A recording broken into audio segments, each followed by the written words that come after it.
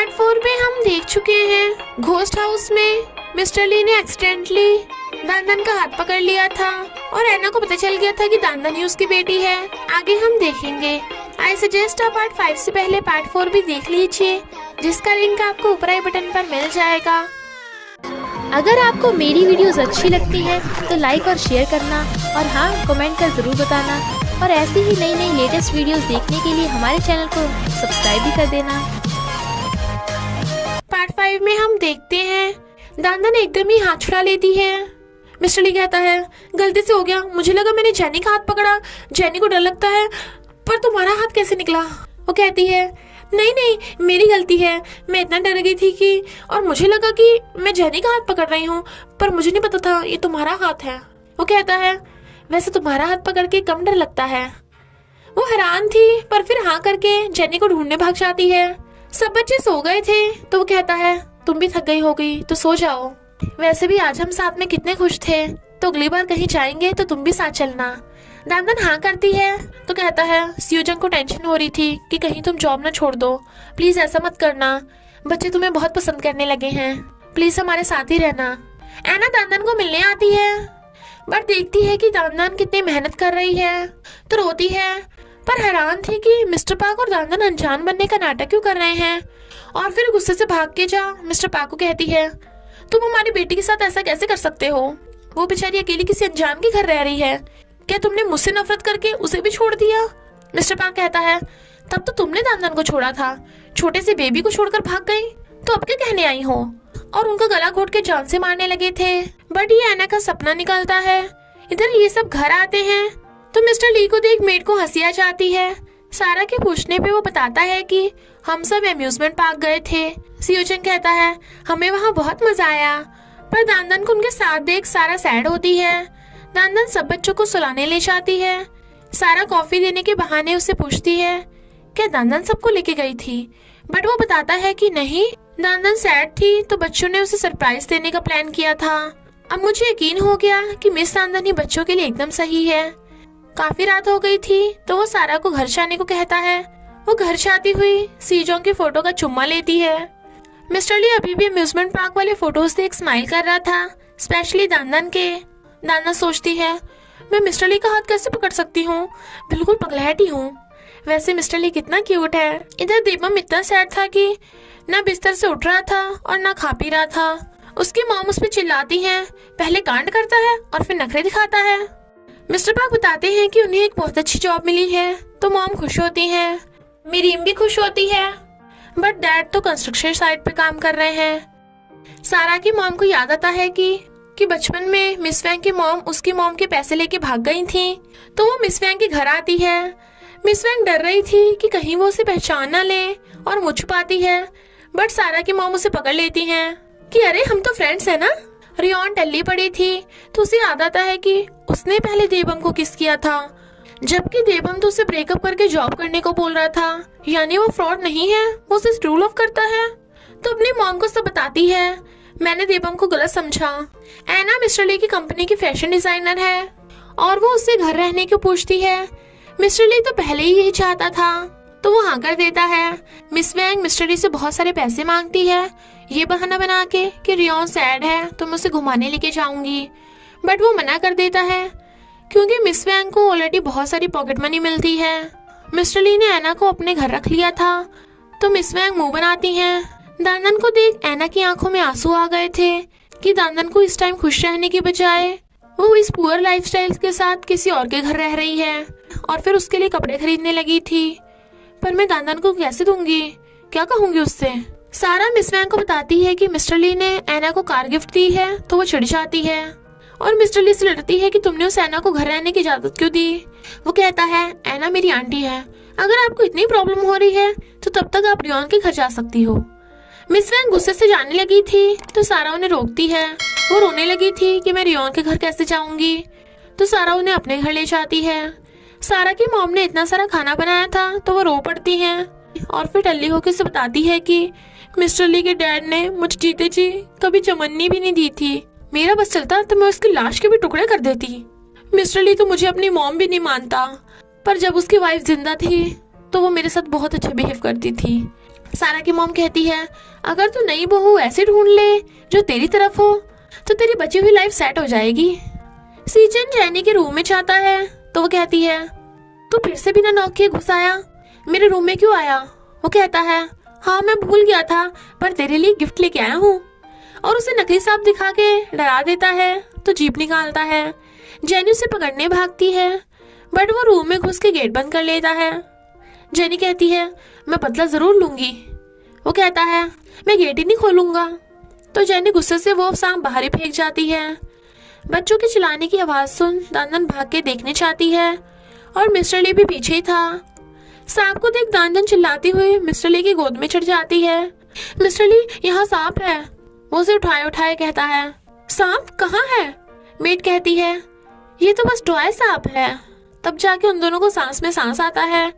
Mister ली उसे गोद से उतारता है। वो कहती है, क्या ये सच में टॉय सांप था? बिल्कुल रियल लग रहा था। मेट कहती है, आपको टच करके देखना है? देवर लाइक, नहीं नहीं कोई जरूरत नहीं है।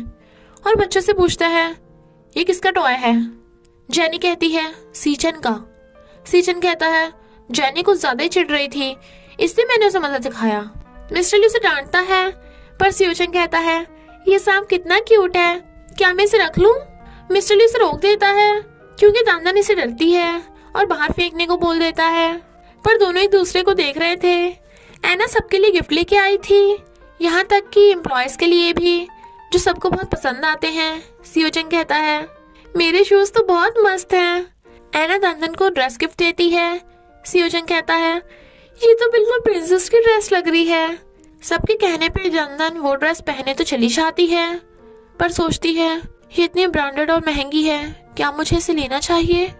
जब वो ड्रेस पहन के आती है, सीओचन उसे प्रिंसेस बोल रहा था। सीजन भी उस स्वैग करता है। सब उसे ब्यूटीफुल बोल रहे थे। सीओचन कहता है, कल मुझे यही ड्रेस पहन के स्कूल छोड़ के आना। दानदन हाँ करके एना का थैंक यू करती है। देवम के मामा की बॉडी देख गर्ल्स इम्प्रेस होके ज्यादा ऑर्डर्स कर देती हैं। इनफैक्ट मामा यहाँ पार्ट टाइम जॉब करता है और उसकी बॉस उसे देख रही थी। डिनर टाइम पे मिरियम बताती है कि देवम फिर से घर से भाग गया। मामा कहता है, सीक्रेट ज्यादा टाइम छुपा नहीं रहता, अगर दानदन पकड़ी गई तो उसे जॉब छोड़ देनी चाहिए। मॉम कहती है, वो नहीं छोड़ सकती क्योंकि उसने एडवांस ले रखा है। तो डैड को पता चल जाता है कि मॉम ने दानदन से पैसे लिए थे और दानदन को वापस देने चाहते हैं कि तू ये पैसे वापस करके जॉब छोड़ दे और हमारे साथ रहने आ जा। वो कहती है, नहीं, मुझे स्टेप मॉम की फैमिली से ज्यादा मिस्टर ली के घर रहना ज्यादा अच्छा लगता है। वहाँ सब लोग मुझसे बहुत प्यार करते हैं। अगर आपको स्टेप मॉम की इतनी चिंता है तो मुझसे अनजान बने रहो। और भाग जाती है। दानदन को सैड देख एना सोचती है, अब से तेरी मॉम तुझे प्रोटेक्ट करेगी। मिस चैंग सारा के घर से अपने घर वापस आ जाती है क्योंकि वो अपने बेबी यानी गोल्ड को मिस कर रही थी। तो एना उसे भी गिफ्ट देती है। बुढ़ा होने की वजह से ग्रैंडमा को कहीं जॉब नहीं मिल रही थी, पर उनके बार बार मिन्नतें करने पे मीसू की मॉम ने जॉब पे रख लेती है। हमें पता चलता है कि मीसू का छोटा भाई बचपन में उससे बिछड़ गया था, जिसे वो अभी ढूंढ रही है, इसलिए वो रो रही थी।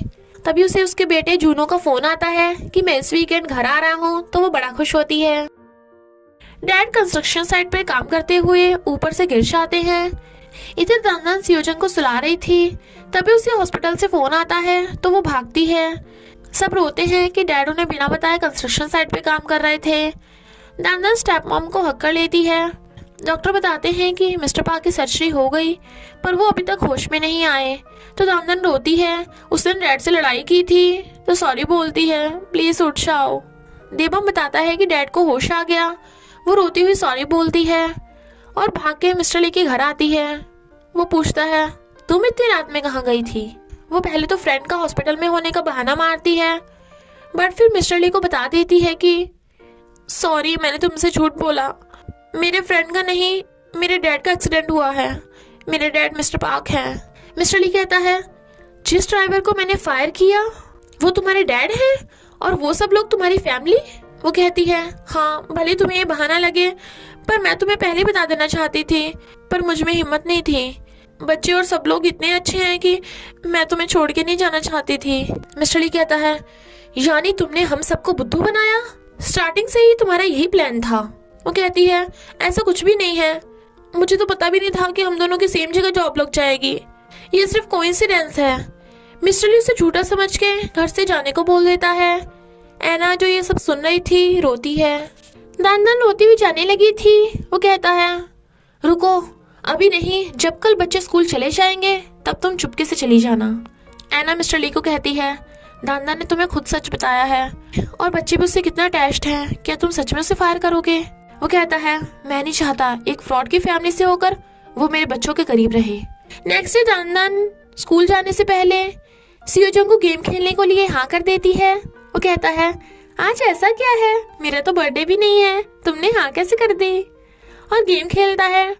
जैसे वो जाने लगा था दान उसे आवाज मारती है और भाग के जा उसे हक्का लेती है। वो कहता है तुम इतना अजीब बिहेव क्यों कर रही हो? वो कहती है नहीं तो आज तुम बहुत हैंडसम लग रहे हो ना, इसलिए। वो कहता है मैं तो हमेशा से हैंडसम लगता हूँ और बाय करके स्कूल भाग जाता है। दान रोते हुए भागती है तो एना मिल जाती है और कहती है मुझे पता है तुम धोखेबाज नहीं हो, तो तुम्हें मिस्टर ली के साथ अपनी गलतफहमी दूर कर देनी चाहिए। बताओ क्या हुआ था? तो दान उन्हें सब बताती है कि डैड से फाइट के बाद वो घर छोड़ के चली गई थी। मुझे ट्यूटर की जॉब मिली पर पता चला कि डैड वहाँ ड्राइवर की जॉब कर रहे हैं। मेरे डैड धोखेबाज टाइप के इंसान नहीं है। एना कहती है मैं तुम्हारे लिए मिस्टर ली से बात करूंगी, बट वो उन्हें मना करके चली जाती है। एना रोती है कि उनकी बेटी ने कितने दर्द सहे हैं। दान को जाते देख मेड रोकती है बट वो सॉरी बोल के भाग जाती है। मेड गुस्सा थी कि मिस्टर ली दान को कैसे फायर कर सकते हैं, बट सारा को अच्छा लग रहा था। मॉम डैड की केयर कर रही थी कि आगे से कभी ऐसी डेंजरस जगह पे काम मत करना। डैड दान को कहते हैं जब तक तू खुश है मुझे कुछ नहीं होगा, तेरा मन चाहे तो वहाँ जॉब कर। बट दान उन्हें जॉब छोड़ने के बारे में कुछ भी नहीं बताती। सारा मिस्टर ली से मिस वैंग को पैसे दिला देती है ताकि अपने फ्यूचर की सासू माँ को खुश कर सके, बट मिस वैंग उन पैसों से अपने लिए बेबीज खरीद लेती हैं। उसे एक आइडिया आता है और सारा की मॉम से कहती है मैं तेरी सारा को अपने घर की बहू बनाऊंगी, क्या तू राजी है? सारा की मॉम अंदर ही अंदर खुश होती हैं और इसी के साथ पार्ट 5 का एंड हो जाता है। तो क्या मिस वैंग सारा की मिस्टर ली से शादी करा देगी? तो हमारे दान का क्या होगा, स्पेशली हमारे क्यूट से सियोजन का? ये जानने के लिए आपको पार्ट 6 देखना होगा, तो बस थोड़ा सा इंतजार करना, फिर मिलेंगे नेक्स्ट पार्ट में।